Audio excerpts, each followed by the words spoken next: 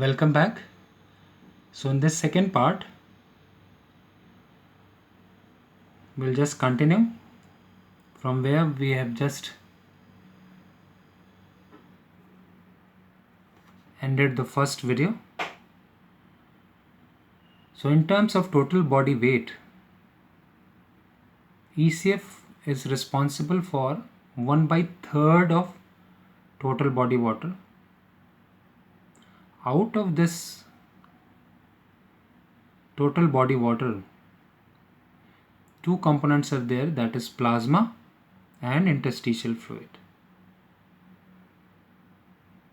So as ECF is almost 1/3 of total body water, that is 60% of total body weight, it comes up to 20 kg in a 100 kg person. Out of this 20 kg, around 5% of body weight, that is 5 kg, 1/4 of the ECF is plasma, and 15 kg, 3/4 of ECF is interstitial fluid.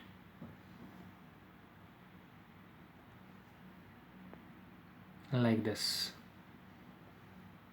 For 100 kg, we have discussed.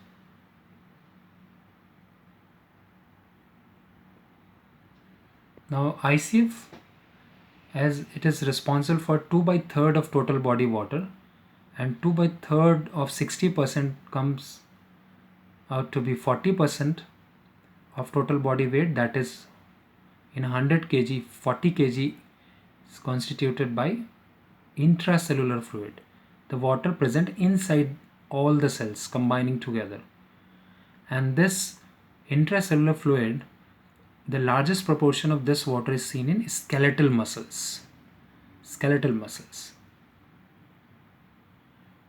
So for a 100 kg weight person, around 40 kg is in ICF, intracellular fluid. The weight of the 40 kg is constituted by the water present inside the cells combining together. So finally, just to summarize, it means for a 100 kg weight person, the male, 60 kg is water. Out of this 60 kg water, 40 kg of water is present inside cells known as intracellular fluid, and 20 kg is present outside the cells, that is known as extracellular fluid. Out of this 20 kg, 5 kg is in the form of plasma, that is running inside the blood vessels as a part of blood component, and 15 kg is present in the form of interstitial fluid. Interstitial fluid means the spaces between the cells, the interstitium, right? That was in a male. Whereas in a female, for a 100 kg weight person female, only 50 kg is water. Instead of 60 kg, less amount of water is there. And out of this 50 kg, roughly around 33.3 kg is in the ICF, that is inside the cells, known as intracellular fluid, and 16.7 kg roughly, that is present in the form of extracellular fluid. Combining together, it comes out to be around 50 kg. Out of this 16.7 kg, roughly around 12.5 kg is in interstitial fluid, and roughly 4.2 kg is in the plasma. This is just an example so that you can understand this.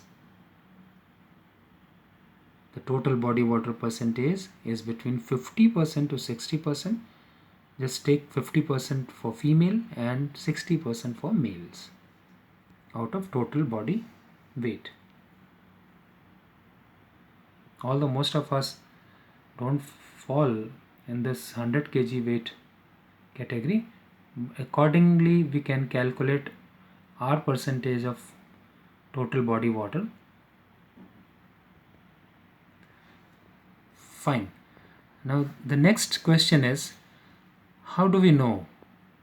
How do we know these percentages and how to measure? This part is very important for your competitive exam. Usually the questions are there. We have already discussed how to measure the total body water by dilution methods. You must have a recall for that. So let's start with the measurement of extracellular fluid. The extracellular fluid we can measure by indicator dilution method, again the same method, but in this case we measure the distribution volumes of sodium bromide NaBr and radioactive sulfate. These two chemicals are used, the sodium bromide and radioactive sulfate, for ECF measurement. Now, as you already know that we have already discussed the measurement of total body water in the previous video, and if we are going, and in this video we have just discussed how to measure the extracellular fluid, and if we can minus or subtract the amount of extracellular fluid from the total body water, what is left is intracellular fluid, that is ICF. Just to revise, for total body water, again it is measured by indicator dilution methods. Deuterium oxide and tritiated water was used to measure total body water. And now we want the value of ICF, intracellular fluid.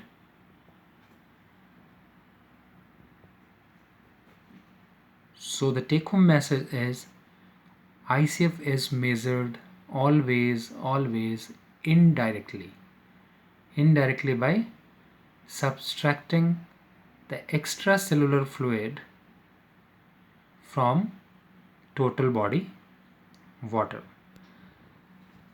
Alright, so till now what we have discussed, what are the conditions, obviously including the previous video and this video combined together, we have discussed what are the conditions where we are supposed to find the changes in fluid requirement and electrolyte composition of human body. And after that, as far as the anatomy of body fluids is concerned, we have discussed what is total body water, what percentage is there, what is extracellular fluid, what is intracellular fluid. Intracellular fluid is always more as compared to extracellular fluid. Extracellular fluid is just 1/3 of total body water, and intracellular fluid is 2/3 of total body water. Few conditions we have discussed where to modify the percentage, like in obese patient, like in malnourished patients, right? And after that, taken the example of a 100 kg person just for understanding of this concept, and we found what we have just discussed, right? So after having this concept, total body water is equal to ICF plus ECF, and ECF is equal to plasma plus interstitial fluid, we can move further. I'll just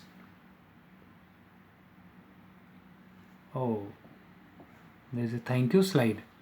Thank you slide means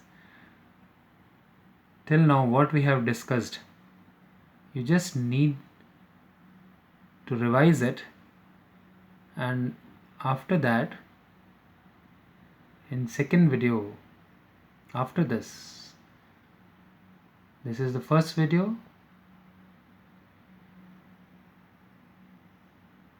first and second part. In second video, we'll go through this slide, what I'm showing you here after thank you slide, like this. The composition of fluid compartments, the various ions.